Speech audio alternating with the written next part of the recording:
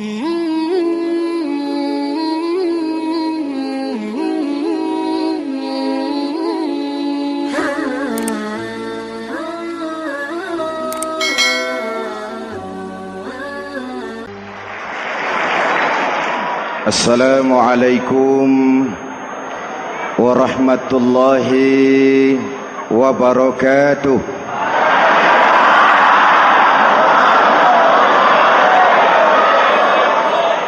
Alhamdulillahi rabbil alamin. Wassalatu wassalamu ala asyrafil mursalin Sayyidina wa maulana Muhammadin wa ala alihi wa sahbihi ajmain, amma ba'du. Para ulama yang saya muliakan, hadirin hadirat ma'asyiral muslimin yang saya cintai, banyak kita alami perubahan-perubahan yang terjadi, baik perubahan yang menyangkut sosial budaya, lebih-lebih yang menyangkut sosial politik. Yang tidak banyak mengalami perubahan adalah sosial ekonomi. Bahkan angka kemiskinan kita naik menjadi 3/5 dari total penduduk kita hidup di bawah garis kemiskinan, dan 20% diantaranya miskin mutlak. Perubahan-perubahan yang terjadi menyadarkan kita kepada kebenaran Al-Quran ketika Allah menyatakan wa tilkal ayyamu nudawiluha bainan nas. Hari itu kami putar di antara manusia. Ada saat datang, ada waktu pergi. Ada hari lahir, ada saat kembali, ada waktu dilantik, ada saat menyerahkan jabatan. Hari kami putar di antara manusia dan hidup cuma sekadar menunggu giliran. Soalnya kemudian di tengah perubahan-perubahan yang terjadi begitu cepat, what must we do now?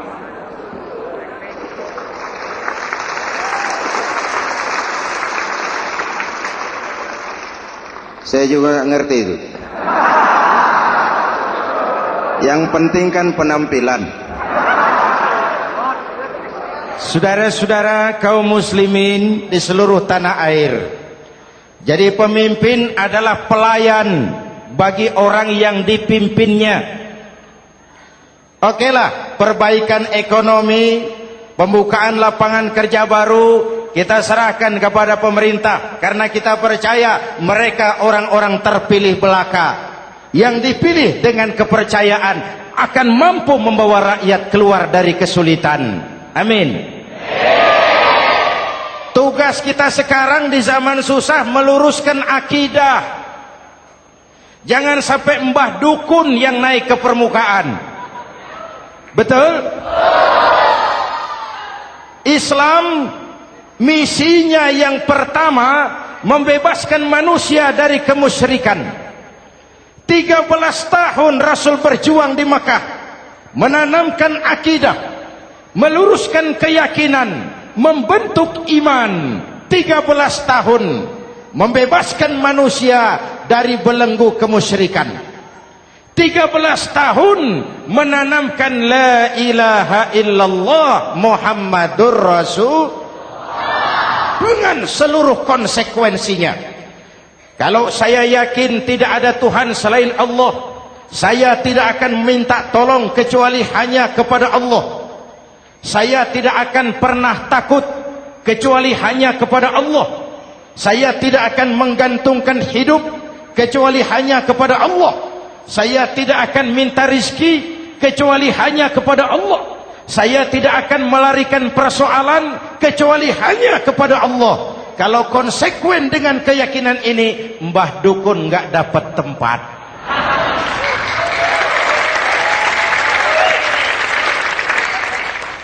Akur? Ayo lihat secara sederhana. saya sandaran di tiang, tiangnya ambruk, sayanya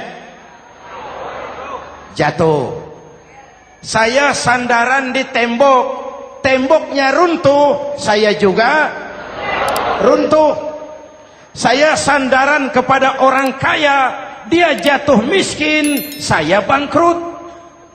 Saya sandaran kepada jenderal, dia pensiun, saya selesai. Tapi kalau saya sandaran hanya kepada Allah, Allah tidak akan pernah miskin, Allah tidak akan pernah lumpuh, Allah tidak akan pernah terpuruk, dan Allah tidak akan pernah berkurang kekuasaannya.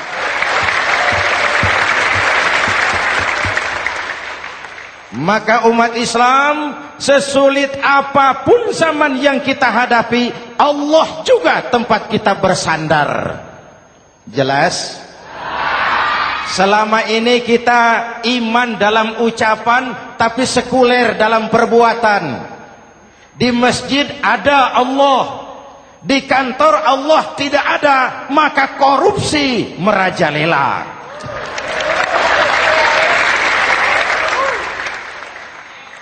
Di masjid ada Allah, di pasar Allah tidak ada, maka timbangan tetap curang. Kita iman dalam ucapan, tapi sekuler dalam perbuatan.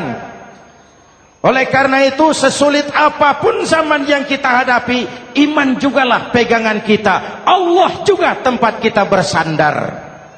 Boleh zaman berubah, akidah jangan sampai goyah. Karena iman kita hidup, untuk iman kita berjuang, dan dalam iman kita ingin kembali menghadap Allah Subhanahu. Selama ini manusia Indonesia kita lebih banyak diisi otaknya, hati sering kosong, agama dangkal, akidah rapuh, moral rendah. Memang kemudian muncul banyak orang-orang pintar, cuma sayang tidak benar. Indonesia kita bangkrut, Indonesia kita terpuruk, Indonesia kita sakit parah kalau diurus orang yang cuma pintar tapi tidak benar. Kita perlu orang-orang pintar, tapi kita lebih perlu orang benar. Jelas? Kalau cuma pintar tapi tidak benar, itu yang sering saya sampaikan, nanti disuruh ngurus beras malah nimbun beras.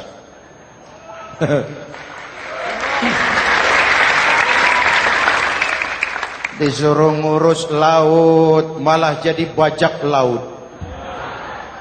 Disuruh ngurus hutan rame-rame jadi orang hutan.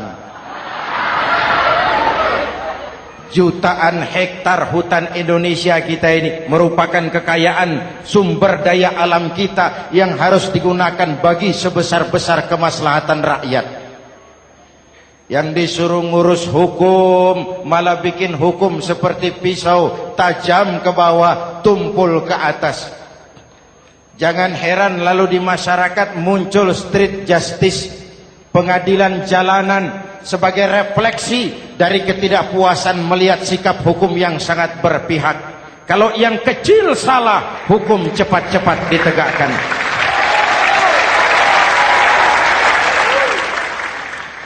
Lihat saja sekarang ini, kalau orang terkenal banyak uang punya masalah, antri yang bela. Betul? Tapi saudara lihat si Marsinah di Jawa Timur, si Sengkon dan Karta di Jawa Barat, si Udin Bernas wartawan Jogja terseok-seok mencari keadilan, sampai hari ini urusannya masih remeng-remeng. Kenapa bisa begitu? Jawabannya sederhana, tidak ada fulus. Ada fulus mulus, tidak ada fulus manfus. Betul? Jangan sampai para penegak hukum kita terjebak pada lagu baru, maju tak gentar membela yang bayar. Biar bertentangan dengan nurani, biar bertentangan dengan public opini, biar bertentangan dengan rasa keadilan. Siapa yang bayar, itulah majikan. Mau benar atau salah, belain terus. Kalau seperti inilah hukum kita, mafioso keadilan akan tetap gentayangan. Hadirin yang saya hormati, 13 tahun beliau berjuang di Mekah, meluruskan keyakinan, memantapkan akidah, meneguhkan iman. Dari situ segalanya dimulai, dan ke situ segalanya akan menuju. Intan paling mahal, mutiara paling berharga, tidak lain adalah nilai-nilai keimanan. Kalau itu sudah tergadai, apalagi yang bisa kita banggakan dalam kehidupan ini? Kita merasa harta kita berharga, belum ada artinya ketimbang iman. Kedudukan kita punya nilai pun belum ada artinya ketimbang dengan nilai-nilai keimanan.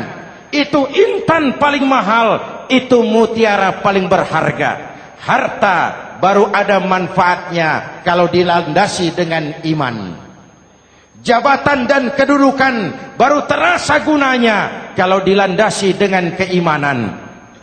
Kalau jabatan lepas dari iman, yang akan lahir Fir'aun baru. Jelas?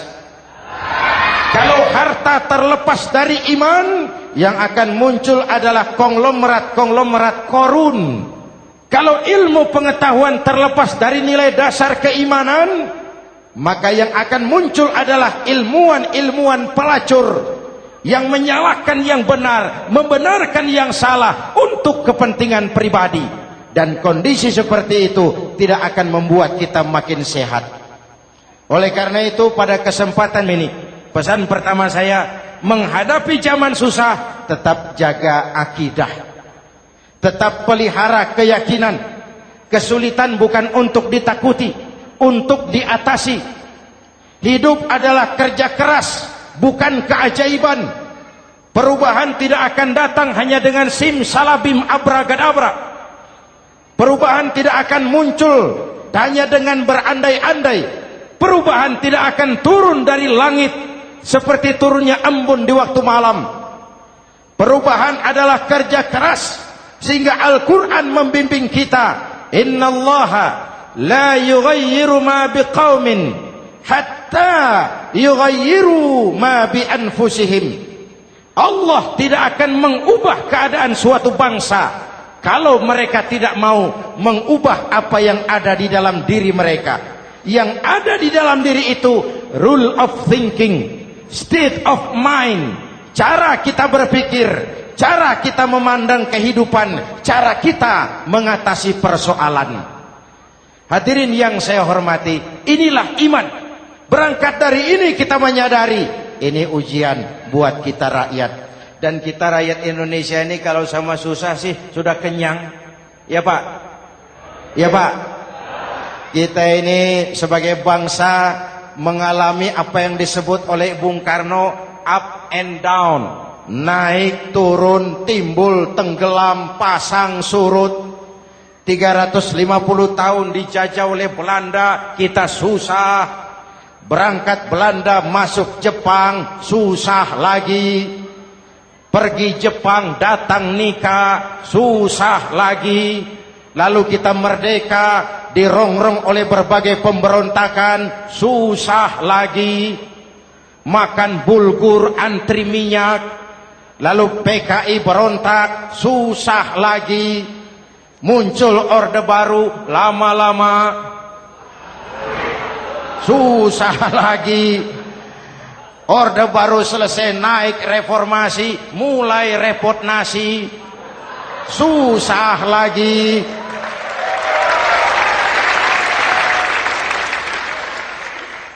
Kalau susah kita ini sudah akrab, sudah intim. Mestinya kalau sudah susah seperti itu, jangan salah sikap menyikapi kesusahan. Jangan sampai kita potong kompas, ambil jalan pintas, terjebak menghalalkan segala cara. Itu tidak akan menguntungkan, itu tidak akan menyelesaikan. Kalaupun selesai, nampaknya penyelesaian sesaat, dan penyelesaian sesaat bukan penyelesaian yang sebenarnya.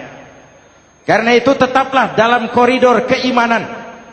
Boleh zaman berubah, akidah jangan sampai goyah. Silahkan masa berganti, tapi keyakinan jangan mati. Sekali la ilaha illallah, sampai tetes darah paling penghabisan, tetap la ilaha illallah. Sanggup? 3 orang. Sanggup? 21. Sanggup? Kalau sanggup kita harus konsekuen. Saudara-saudara di seluruh tanah air, misi yang kedua dari Islam setelah membebaskan manusia dari kemusyrikan, membebaskan manusia dari ras diskriminasi, mengikat manusia dengan tali akidah. Sebelum Islam datang, manusia dibedakan oleh warna kulit, manusia dibedakan oleh faktor keturunan, manusia dibedakan oleh faktor harta dan benda.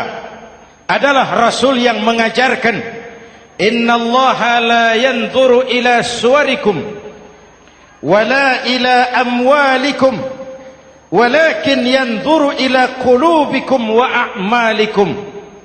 Allah tidak melihat potonganmu, Allah tidak melihat hartamu. Yang Allah lihat itu adalah hatimu dan amal perbuatanmu. Jauh sebelum Amerika teriak-teriak membanggakan apa yang mereka sebut sebagai Declaration of Independence, Nabi sudah mengajarkan kepada kita semua, An-nas kulluhum li Adam wa Adam min turab, la fadla li Arabiyyin ala ujamiyyin illa bittaqwa. Seluruh manusia berasal dari Adam. Adam diciptakan dari tanah. Tidak ada kelebihan Arab dengan yang bukan Arab kecuali takwanya. Jauh sebelum Amerika mencanangkan bahwa semua manusia dilahirkan sama, that all men are created equal. Jauh sebelum itu Islam sudah membebaskan manusia dari ras diskriminasi. Apa dalam konteks kekinian menghadapi zaman susah tetap jaga kerukunan? Ya Pak, ya Bu, oi Bu. Menghadapi zaman susah tetap jaga kerukunan, baik antar umat seagama, antar umat beragama, maupun antar umat beragama dengan pemerintah. Menjaga kerukunan. Jangan saling sikat sikut di antara kita. Sebab kalau sudah rukun, saya ajak berhitung. 1 ditambah 1 sama dengan, itu matematika namanya. Hasilnya pasti. Tapi angka sosial hasilnya aneh. Saya ubah jadi angka sosial. Ayo kita berhitung lagi. 1 orang takut ditambah 1 orang takut sama dengan 2 orang setengah berani. Kenapa setengah berani? Karena sudah berdua. Tadi kan takut sendiri. Kalau sama-sama takut berkumpul jadi setengah berani. Kalau ditambah 1 orang takut lagi, 1 orang takut ditambah 1 orang takut ditambah 1 orang takut sama dengan 3 orang berani. Kenapa jadi berani? Karena sudah bertiga. Kita yang lemah, kita yang marginal, kita yang dikucilkan, bahkan kita yang dilecehkan, kalau mau rukun kita akan kuat dan tidak bakal dipermainkan orang.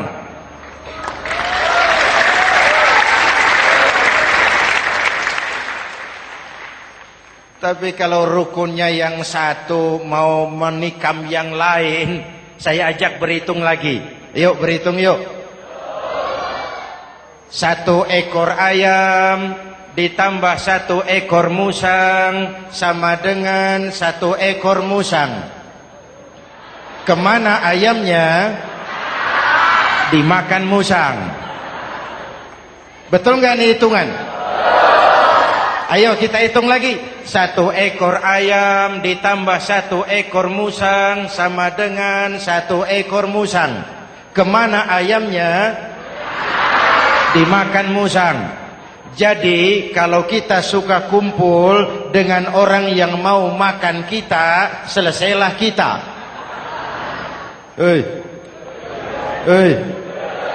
Maka kalau merasa kita ini ayam, yuk kumpul sama-sama ayam, pulang ke kandang ayam. Kalau ada ayam kumpul ke kandang musang, itu namanya ayam minum baygon.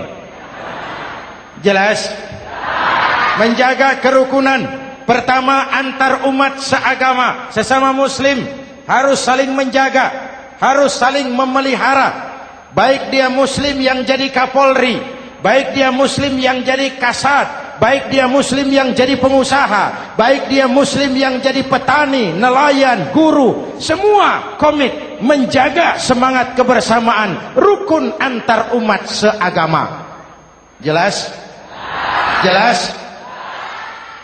Hadirin yang saya hormati, atas dasar itu saya ingatkan kembali, kita semua ingin persoalan terorisme dilepaskan kaitannya dari agama manapun. Tidak ada kaitannya terorisme dengan Islam, dengan Kristen, dengan Hindu, dengan Buddha. Tidak ada kaitannya terorisme dengan pondok pesantren.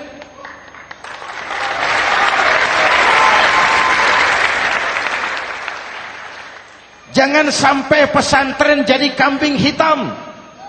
Karena sejak zaman penjajahan, pesantren sudah terbukti memberikan kontribusi bagi perjuangan memerdekakan rakyat Indonesia. Rukun antar umat seagama.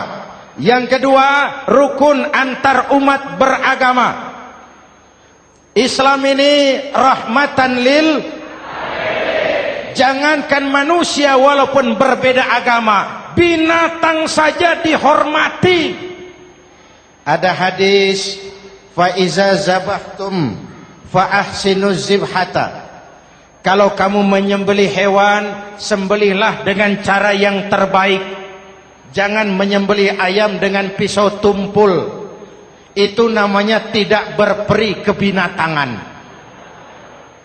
Yang kecil lagi, saudara buka babul istinja, makruh buang air kecil di tanah yang berlubang. Sebab apa? Pertama, menjaga kesehatan. Siapa tahu di lubang yang saudara buang air kecil itu ada gas beracun. Kalau tidak, melindungi binatang yang ada di dalam lubang.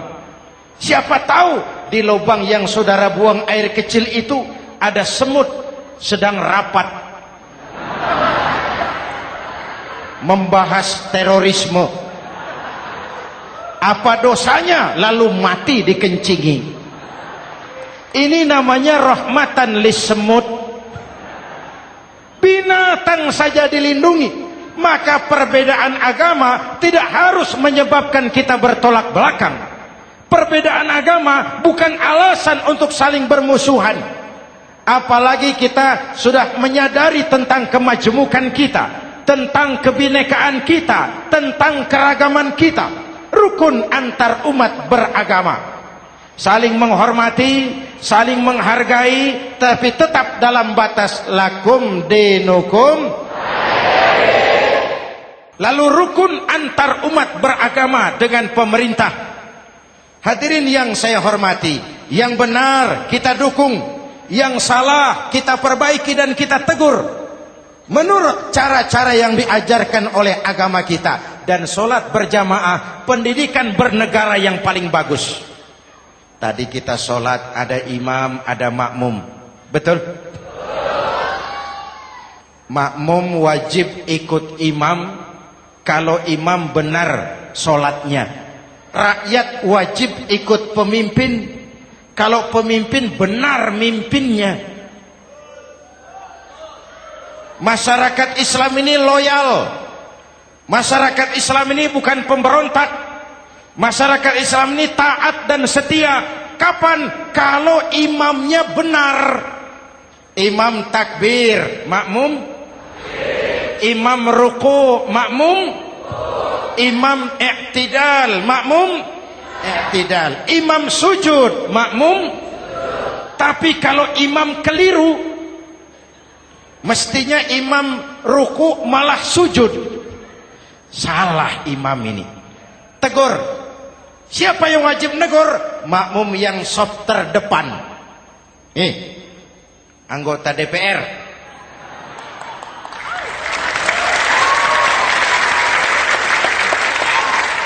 Ini wakil-wakil makmum ini.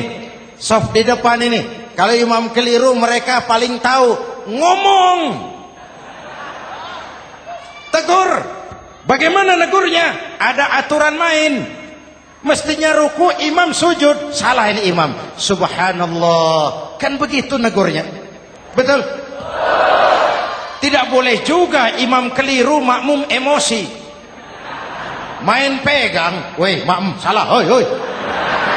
Kacau sholat. Betul? Anggota dewan ini, saf di depan. Itu kalau imam keliru. Satu saat imam buang angin. Namanya manusia bisa buang angin toh. Apa makmum lalu berkata, demi kesetiaan saya kepada imam, imam buang angin, saya lebih keras lagi. Itu namanya fanatisme buta, loyalitas yang goblok. Imam buang angin, minggir.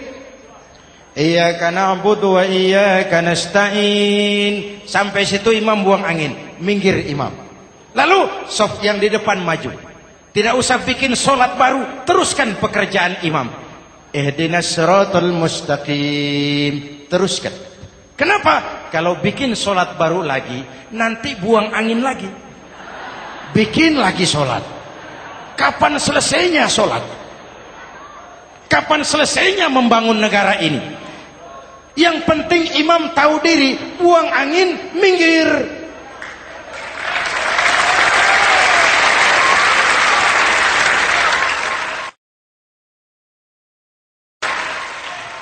Ini kacaunya solat berjamaah kita sekarang. Kacaunya negeri kita sekarang. Banyak imam sudah buang angin, gengsi. Diam aja merasa nggak punya salah. Dikasih tahu sama makmum, imam tadi buang angin ya, malah jawab sedikit. Apa kalau sedikit lalu tidak batal sholat itu? Mekanisme kehidupan sosial yang diatur lewat tuntunan sholat berjamaah. Sehingga Nabi berpesan, kun imaman muta'an au ma'muman muti'an fala takun thalisan jazu'a. Kalau jadi pemimpin, jadilah pemimpin yang ditaati. Kalau jadi makmum, jadilah makmum yang mentaati. Jangan jadi golongan ketiga pemecah belah. Di depan tidak jalan, di belakang takut, ditaruh yang di tengah, di depan didorong, yang belakang ditendang. Ini namanya biang kerok.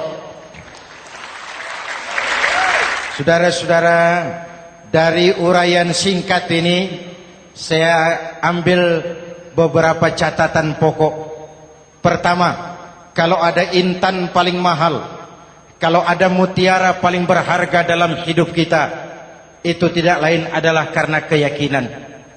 Hidup jadi indah, hidup jadi berharga, hidup jadi berarti kalau didasari atas sebuah keyakinan. Dan keyakinan itu tidak lain adalah nilai iman kita, akidah kita kepada Allah Subhanahu wa ta'ala. Yang kedua, tetap menjaga kerukunan. Sesulit apapun zaman yang kita hadapi, kita tetap harus menjaga semangat kebersamaan. Kita harus tetap menjadi lem perekat yang menjaga keutuhan, baik sebagai bangsa maupun sebagai umat. Perbedaan adalah wajar, harus dihormati sebagai ciri kehidupan berdemokrasi. Tapi jangan perbedaan menjadi sebab kita bermusuhan, dan jangan perbedaan menyebabkan kita saling berpecah belah. Hormati perbedaan, jangan perbedaan dipandang sebagai permusuhan. Dengan akidah yang kuat dan kebersamaan yang kokoh, ayo kita hadapi kesulitan, kita atasi kesulitan, dan dengan kerja keras untuk menyongsong hari esok yang lebih pasti. Mari kita Fatihah, semoga Allah memelihara kita bangsa Indonesia. Ala hadhihi niyah wa ila hadratin Nabi. Al-Fatihah.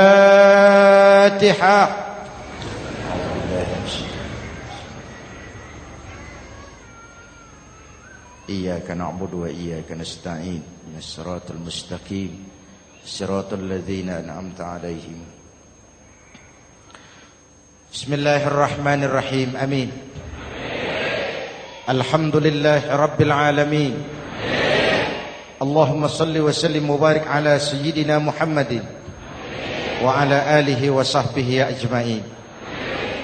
Allahumma rabbana taqabbal minna salatana wa siyamana wa qiyamana wa takhashu'ana wa ta'abbudana wa tammim taksirana ya arhamar rahimin. Allahumma aslih man fi salahihi salahul muslimin.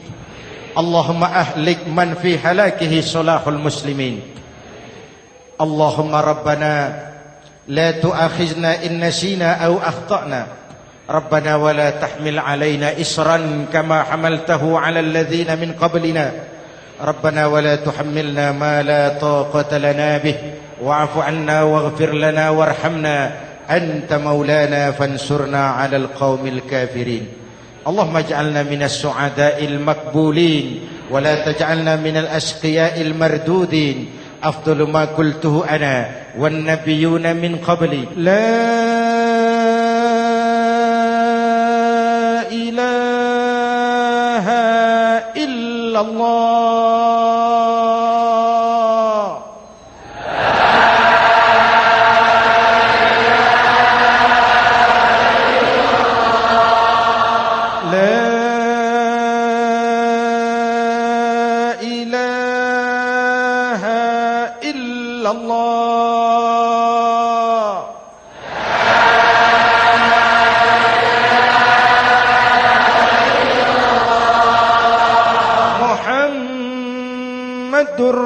Rasulullah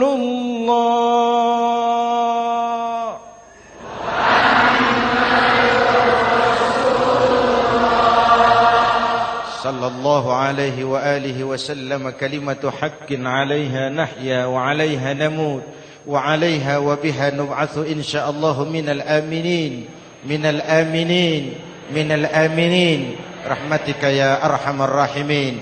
Sallallahu ala sayyidina Muhammad wa ala alihi wa sahbihi ajma'in. Ana rabbika rabbil izzati amma yasifun. Salamun alal mursalin. Walhamdulillahi rabbil alamin. Jumpa lagi di lain kesempatan insyaallah. Wassalamualaikum warahmatullahi wabarakatuh.